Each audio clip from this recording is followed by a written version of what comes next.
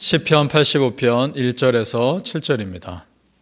여호와여, 주께서 주의 땅에 은혜를 베푸사 야곱의 포로된 자들이 돌아오게 하셨으며 주의 백성의 죄악을 사하시고 그들의 모든 죄를 덮으셨나이다. 셀라. 주의 모든 분노를 거두시며 주의 진노를 돌이키셨나이다.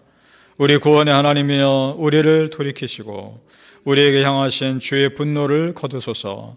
주께서 우리에게 영원히 노하시며 대대에 진노하시겠나이까.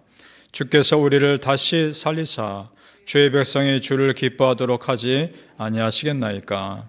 여호와여, 주의 인자하심을 우리에게 보이시며 주의 구원을 우리에게 주소서.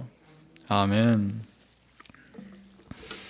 오늘 새벽에 예배하시는 애가 우리 성도님들께 함께 하시기를 예수님의 이름으로 축복합니다. 아멘.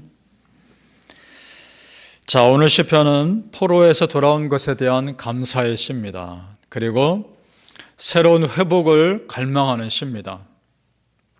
이스라엘 백성들이 하나님을 향한 믿음에서 떠나 우상 숭배에 빠집니다. 그래서 하나님이 심판하시죠. 그리고 포로로 끌려갑니다. 그런데 놀라운 것이 있습니다. 그들이 포로로 끌려가기 전에도 그 포로에서 돌아올 것을 이미 예언하셨다는 겁니다. 그것이 예레미야서에 나옵니다. 그러니까 지금 이게 무슨 말이냐? 하나님은 이미 회복하실 것까지 계획하셨다는 겁니다. 자, 하나님께서 우리를 훈련하실 때 고난도 있습니다. 시련도 있고 감당하기 힘들어 버거운 상황도 있습니다. 그런데 하나님은 끝내는 반드시 회복하실 계획까지 가지고 계신다는 사실입니다. 믿습니까? 그것이 우리 하나님이십니다.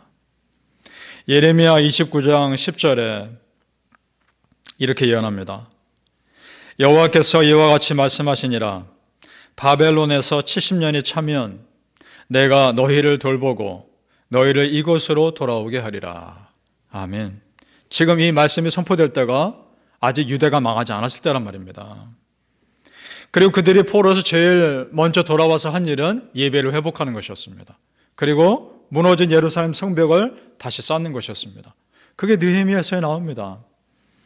우리 성도님들, 하나님께서 잠시 회초리 드실 수는 있습니다. 그러나 다시 회개하고 하나님께로 돌이킨 백성들에게 한없는 은혜 베푸심을 믿으시길 바랍니다. 호세아 6장 1절 말씀입니다. 오라, 우리가 여호와께로 돌아가자. 여호와께서 우리를 찢으셨으나 도로 낫게 하실 것이요 우리를 치셨으나 싸매어 주실 것입니다. 아멘.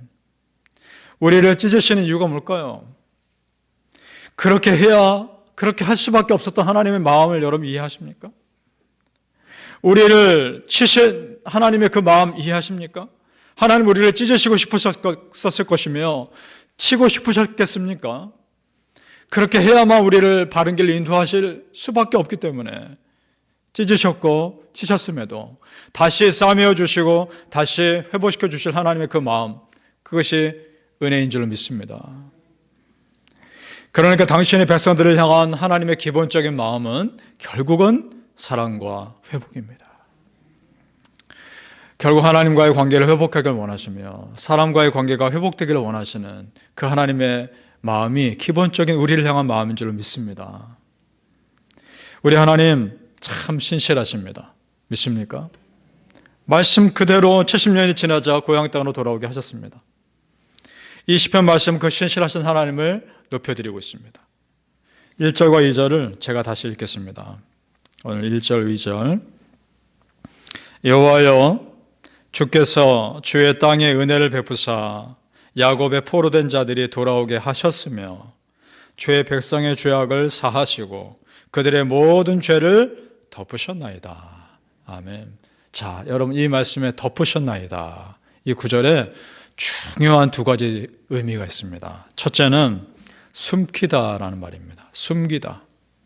또 하나는 압도하다라는 뜻이 있습니다. 이 덮다라는 말 뜻에 두 가지가 있습니다. 숨기다, 압도하다. 무슨 말일까? 하나님께서 우리의 죄를 덮으시는 것 중에 그럼 숨기는 것이 어떻게 덮으시는 것인가? 이 말은 우리의 죄를 이미 다 알고 있는 사단이, 원수 마귀가 나를 그 죄 가지고 정죄하며 누르려 할 때 하나님이 그 원수 마귀에게서 내 죄를 숨겨주시는 겁니다. 그것이 내 죄를 덮어주시는 겁니다. 그래서 더 이상 죄책감의 늪에 빠지지 않게 하신 거란 말입니다. 믿습니까? 그것이 나를 죄를 덮어주시는, 숨겨주시는 은혜입니다. 또 하나는 압도하다라는 뜻인데, 하나님의 은혜로 나를 압도하셔서 이 죄된 세상의 물결에서 내가 흔들리지 않도록 나를 붙들어 주시는 겁니다. 그것이 내 죄를 덮어주시는 겁니다. 여러분, 참 놀라운 은혜가 있지 않습니까? 하나님, 내 죄를 덮어주소서. 이 말을 기도에는 하나님, 내 죄를 숨겨주소서. 세상을 능가할 수 있는 압도하시는 은혜로 나를 붙들어 주소서. 그 의미가 있는 줄로 믿습니다. 따라서 성도님들, 하나님께서 잠시 나를 서운하게 하셔도 낙심할 것이 아닙니다. 하나님이 나를 서운하게 하실 때가 있죠. 내가 그렇게 느낄 때가 있죠. 그러나 어디까지나 그것은 내가 느끼는 겁니다. 하나님은 나를 절대 서운하게 하시는 것이 아닙니다. 나를 위한 것입니다. 왜냐? 나를 숨겨주시고 나를 붙들어 주신 하나님께서 결국은 나를 가장 좋은 길로 인도하실 것을 믿기 때문입니다. 믿습니까? 시편 오늘 85편 12절 우리 같이 읽어보죠. 12절 말씀 시작. 여호와께서 좋은 것을 주시리니 우리 땅이 그 산물을 내리로다. 아멘. 여기서 좋은 것은 눈에 보이는 실제 내 필요를 채워주시는 것뿐만이 아닙니다. 그것뿐만이 아니라 눈에 보이지 않는 영적인 축복까지 다 포함되는 겁니다. 우리 성도님들, 우리 삶에 가장 좋은 길로 인도하실 그 하나님 끝까지 신뢰하시길 축복합니다. 아멘. 조금 전에 예레미야서에서 이스라엘 백성들이 포로에서 다시 돌아올 걸 말씀드렸죠. 그 바로 다음 구절에 보면 왜 하나님이 그들로 하여금 그런 고난을 겪게 하셨는지에 대한 이유가 나옵니다. 아까 예레미야 29장 10절을 보았는데 11절에 예레미야 29장 11절에 이렇게 되어 있습니다. 여호와의 말씀이니라.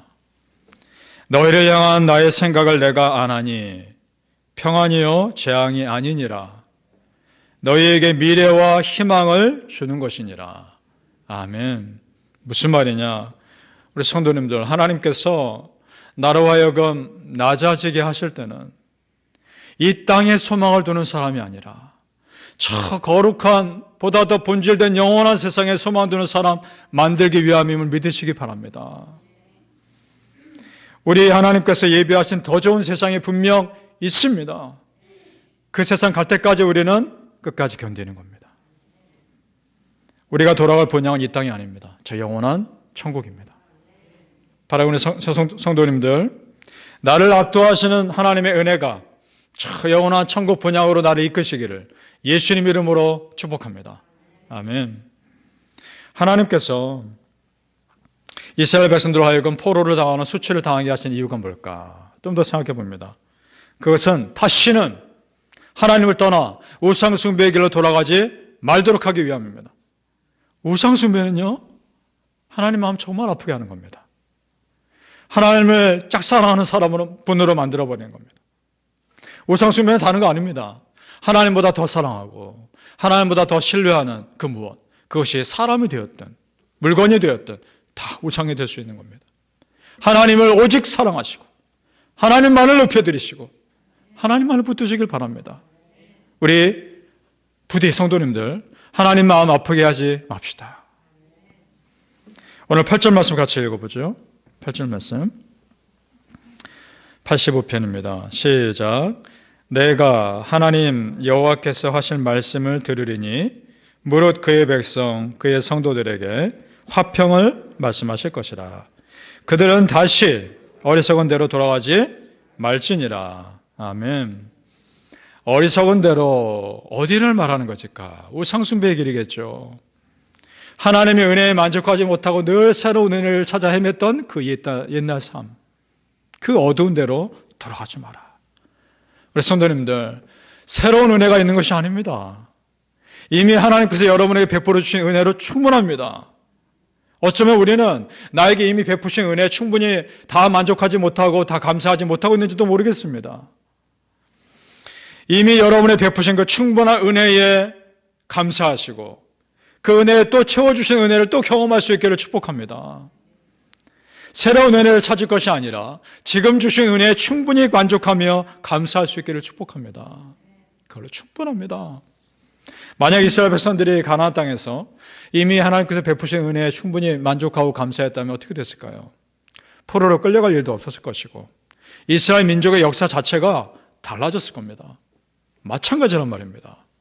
내가 지금 나에게 베푸신 하나님의 은혜에 만족하고 충분히 감사한다면 나의 삶은 달라질 것입니다. 믿습니까? 지금 내게 허락하신 하나님 은혜에 진심으로 감사하는 자가 하나님을 영화롭게 하는 것입니다. 그리고 그런 자의 삶이 또한 하나님의 영광이 임하는 것입니다. 우리 9절 말씀 또 한번 같이 읽어보죠. 9절 말씀 시작. 진실로 그의 구원이 그를 경외하는 자에게 가까우니 영광이 우리 땅에 머무리로다. 아멘. 하나님의 영광이 여러분의 삶에 임하시기를 갈망하십니까? 하나님의 영광이 머무는 가정이 되기를 소망하십니까? 그러면 세상이 바꿀 수 없는 은혜인 겁니다. 하나님의 영광이 그 사람 안에 있는데 무엇이 부럽습니까? 이것이야말로 은혜의 선순환입니다. 하나님의 영광을 갈망하는 자에게 은혜가 임하는 것이고 또 새로운 은혜로 채워지는 것입니다. 은혜 위에 은혜입니다. 이것이 천국 비밀입니다. 예수님께서 이런 말씀하셨습니다. 마태복음 13장 12절에 무릇 있는 자는 받아 넉넉하게 되되 무릇 없는 자는 그 있는 것도 빼앗기리라. 아멘. 저는 이 앞부분이 우리에게 적용되기를 소망합니다. 감사하는 자에게 또 다른 감사의 조건이 채워지는 것입니다. 하나님께 영광 올려드리는 자에게 하나님의 영광이 또 임하시는 것입니다. 바라기는 성도님들, 지금 우리 삶에 충분히 베푸신 하나님 은혜에 만족하고 충분히 감사하셔서 하나님의 영광이 여러분의 삶에 충만히 임하시기를 예수님 이름으로 축복합니다. 아멘. 기도하겠습니다. 아버지 하나님, 하나님의 영광이 머무는 삶이 되게 하여 주시옵소서. 하나님의 영광을 갈망하게 하여 주옵소서. 그렇다면 내 삶은 다른 어떤 것과 비교할 수 없는 충만한 은혜의 삶인 줄로 믿습니다. 하나님의 영광이 내 삶에 있기에 내가 무엇을 두려워하겠습니까? 내가 무엇을 걱정하겠습니까? 하나님의 영광이 내 삶에 계시는데요. 아버지 하나님, 그 믿음으로 살아가게 하여 주시옵소서. 우리 성도님들, 때로는 하나님의 훈련의 과정 가운데 내가 정말 견딜 수 있을까? 이런 생각도 들 때가 있지만 우리 아버지 하나님의 나를 향한 계획 속에는 이미 회복도 있다는 것을 믿게 하여 주옵소서. 고난을 허락하신 그 순간부터 하나님이 이미 나에게 회복도 계획하고 계심을 믿습니다. 아버지 하나님, 너희를 향한 나의 생각을 내가 아노니 다시 회복하는 것임을, 다시 일어서는 것임을 선포하셨는데 아멘으로 믿습니다. 그것이 나에게 그대로 이루어지게 하여 주시옵소서. 감사하며 예수님 이름으로 기도합니다. 아멘.